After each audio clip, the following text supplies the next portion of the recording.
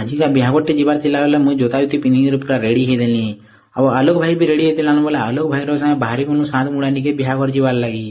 Gift ନେବାର ଥିଲା ବେଲେ ଏଇ ଦୁକାନକେ ଯାଇକରି ଗିଫ୍ଟ ଗୋଟେ ଧରି ପକାନୁ ଆମେ ପହଞ୍ଚି ଗଲୁ ଆଲୋକ ଭାଇ ସାଙ୍ଗେ ବିହାଘର ନିକେ। ଆଉ ଏଇଟା ହଉଛନ୍ ସେ ଦାଦା ଭାଇ ଯାହାର ମ୍ୟାରେଜ ପାର୍ଟିକେ ଆଜି ଆମେ ଯାଇଥିଲୁ ଫେର ଗିଫ୍ଟ ଗୁପା ଦେଇକରି ଫଟୋ ଫୁଟା ହେଇଦେନୁ ଆଉ ଭୋଜି ଖାଇବାର ଲାଗି ବସି ପଡଲୁ। ଆଉ ଯେନ୍ତା ଶିକାତୁନ ପଡଲା ମୁଇଁ ତ ଭାଇ ପୁରା ସପୋସା ବରପୁରା କୁଟି ଦେଲି। ଆଉ ଖରା ମାସେ ଭୋଜିକିଆ କେନ୍ ପ୍ରକାର ଗୁଲଗୁଲା ଏ ତ ଜାଣୁଥିବ ଝାଲ ମସଲା ନିତିରେ ପଡୁଥିଲା ହେଲେ ଶିକାର ତୁମ ଦେଖିଲେ ଛାଣଲ ନ ପୁରା କୁଟଲି ନ। ତାରପରେ ବଲାଙ୍ଗୀର ଟିକେ ପହଞ୍ଚିଲୁ ବ୍ଲକ ନ କାମ ଟିକେ ଥିଲା ବୋଲେ ଯାଇଥିଲୁ ଯେ ବ୍ଲକ ବନ୍ଦ ଥିଲା। ତାରପରେ ଆଲୋକ ଭାଇର ସାଙ୍ଗେ ଯୋଉ ଜୁସ୍ ଟିକେ ପିଇମା ବୋଲ ଜୁସ୍ ଦୋକାନକେ ଆସିକରି ଜୁସ୍ ଟିକେ ପିଇଦେନୁ। ତାରପରେ ଯେନ୍ତା ଜୁସ୍ ପିଇ ସାରିଲୁ ପଳେଇ ଆସିଲୁ ଆମେ ସ୍ୱରାଜ ହସ୍ପିଟାଲ ନିକେ ମୋର ମାଇ ଟିକେ ଦେଖବାର ଲାଗି।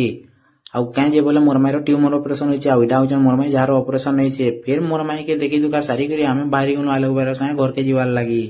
ତାରପରେ ଯେନ୍ତା ଚୁଡାପାଲି ନିକେ ପହଞ୍ଚିଲୁ ପେଟ ଟିକେ ଥଣ୍ଡା ହେବା ବୋଲିକରି ଲସି ଗୋଟେ ପିଇ ଦଉ କହିନୁ ଆଉ ଲସି ଗୋଟେ ପିଇ ପକାନୁ।